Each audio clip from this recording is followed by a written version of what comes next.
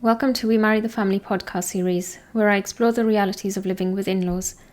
I'm Dr. Nadia, a counselling psychologist, and in today's episode, I'm going straight in, starting with sharing about a collective grief around things that are lost. It's a reflection from the collective of daughter-in-laws who I've interacted with and worked with over the recent years.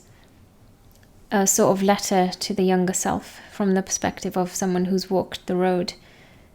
If you'd like support for your issues, you can join the membership space for daughter-in-laws. More information about that is in the description. This sharing today is not an exhaustive list of losses that daughter-in-laws experience. It's just a snapshot. And the topic of grief is a huge one. So this is just a gentle but honest way of letting you know that you're not alone, and starting to raise more awareness about the realities of multi-generational living. Grief comes in many forms, sometimes in anger, sometimes in depression, sometimes it's like a huge wave that overcomes you, and other times it's like a drizzle of rain that dampens your day. Grief occurs through the loss of many things. It's not just related to death.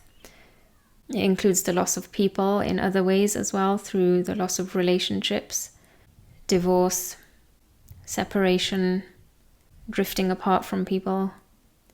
It includes the loss of experiences and the loss of dreams, the loss of what we had and what we had hoped, and the loss of things that we didn't even know. It might be a sad way to start this series, but this is a space for many truths, even the most painful ones.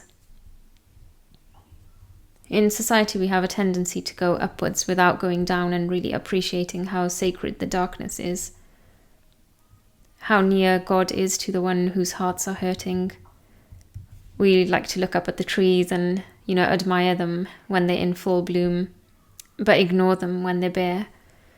We see how rich the leaves are, but ignore the richness in the roots, which are its very means of existence. There's a quote by psychotherapist Francis Weller where he says, "When we acknowledge our grief, we also begin the process of being made whole again."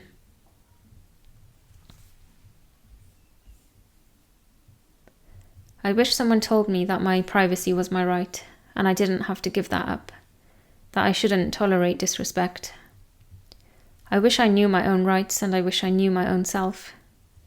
I wish I saw that I was worth more, and I even wish I knew who I was sacrificing myself for.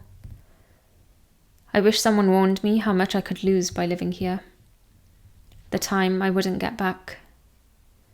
The trips I wouldn't make. The milestones in my own family's life that I would miss. That even my health would suffer. I wish I knew how hard it would be to wake up each morning with anxiety, to put on a mask from the moment I stepped outside my bedroom door, and how exhausting that would be, to put on a smile and hide my pain, caused by the same people whose home in which I now stayed. A choice unconsciously made for me when they told me that every woman lives like this. I wish I knew too that almost every woman who lives like this is unhappy like me. I wish I didn't give so many chances and keep looking at the positives, something we're often told we should do, without realizing the truth we're suppressing. I wish I knew how to stand my ground, how to feel safe when my husband wasn't around.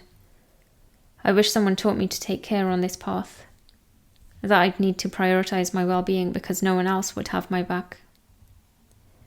I wish I wasn't so naive, not realizing how people could be, not realizing that the stories I heard could also happen to me. I wish they cared, but I wish more that I cared about myself.